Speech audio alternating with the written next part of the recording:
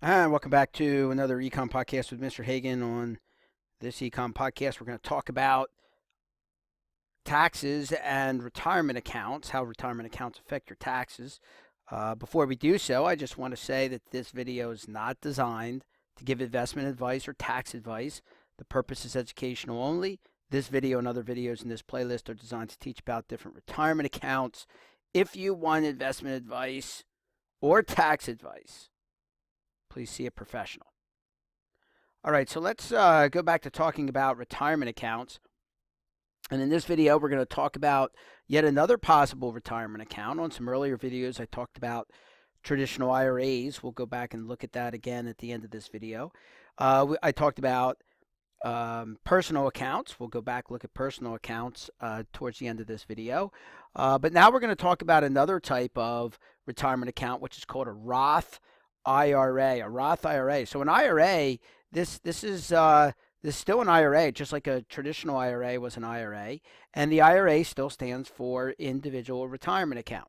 Okay, so we're going to do the same concept. If mom and dad together put $10,000 into a Roth IRA, we want to ask what's going to happen if we put that into. We've been just doing the example of putting that money into the Vanguard S&P 500 fund. If mom put 5,000 and dad put 5,000 in, what would happen to that $10,000 over 30 years? That's the question. So we looked at that 10,000 in a personal account. We looked at it in a traditional IRA. Now we're going to look at it as a Roth IRA. Keep in mind, in all three of them, you're investing the same money in the same account. It's just what you call the account. It's the legal status that you attach to the account. I'll come back to that. So first of all, let's say what the rules are. If you put money into the S&P 500 at Vanguard, then and you check it off, you call it a Roth IRA. You check the Roth IRA box. Here's what's going to happen. One, there's no income tax deduction. Okay, there's no tax deduction. Now, there was a tax deduction on the traditional IRA, but not on the Roth IRA. No income tax deduction. Secondly, your contributions are capped at $6,500 per person per year. That's right now. That's in the year 2020. So that will probably change over time, but that's what it was when I made this video in May of 2020. Now, I do need to also say this. That includes the traditional IRA. So if somebody puts $3,000 into their traditional IRA, if somebody were to do that, then they would only have $3,500 left to put into the Roth IRA. Okay? So the Roth and traditional combined can be $6,500. That's the combined amount that you can put into IRAs.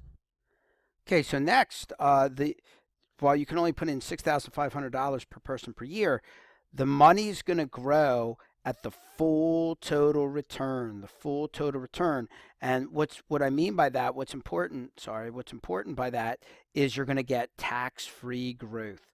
Tax-free growth. That means no taxes due ever.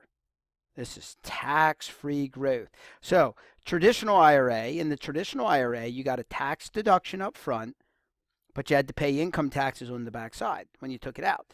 With a Roth IRA, it switches. No tax deduction up front, but you get tax-free growth. That means when you take that money out at retirement, you owe zero taxes on that money. So that's a pretty sweet deal. Now, you cannot touch the money until you're 59 and a half years old. I mean, you could get it earlier than that, but there's penalties that you'd have to pay and taxes that you have to pay and so forth. So if you leave the money until 59 and a half, then you're okay.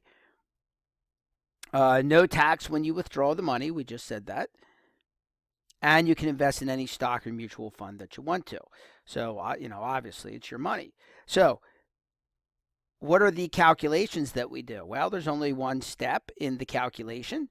We don't have to, because you don't have to pay you don't have to pay any dividend tax. You don't have to pay any capital gains tax. You don't have to pay any income taxes.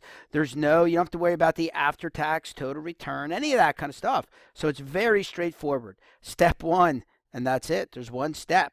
You take your contribution and it grows at the full total return, tax-free growth. So all you do is P times 1 plus R to the T.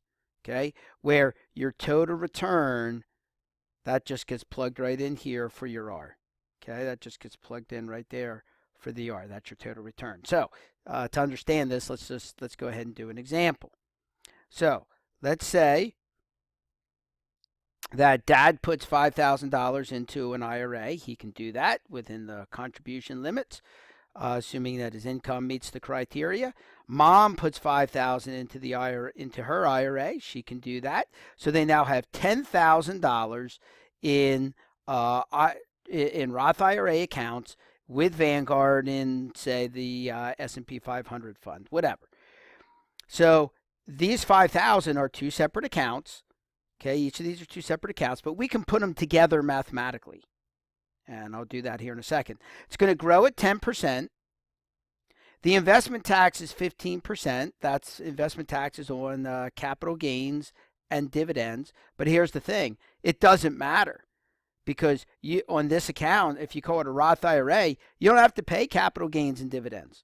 Okay, so the investment tax, I have it listed here, but it doesn't matter for this situation. The income tax rate is 25% now at retirement, but that doesn't matter because there's no income taxes due on a Roth IRA. No taxes. It is tax-free growth. Okay, so these really don't matter, this investment tax rate and the income tax rate. And then finally, we're going to take this money out after 30 years. So how do we do the calculation? Well, the calculation is simply P times 1 plus R to the T. Okay, that's our only step that we have to do. P times 1 plus R, raised to the T power, raised to time, and R is your total return. Okay, so what's the P? The P is the dad put $5,000 in the Roth, mom put $5,000 in, so that's the $10,000.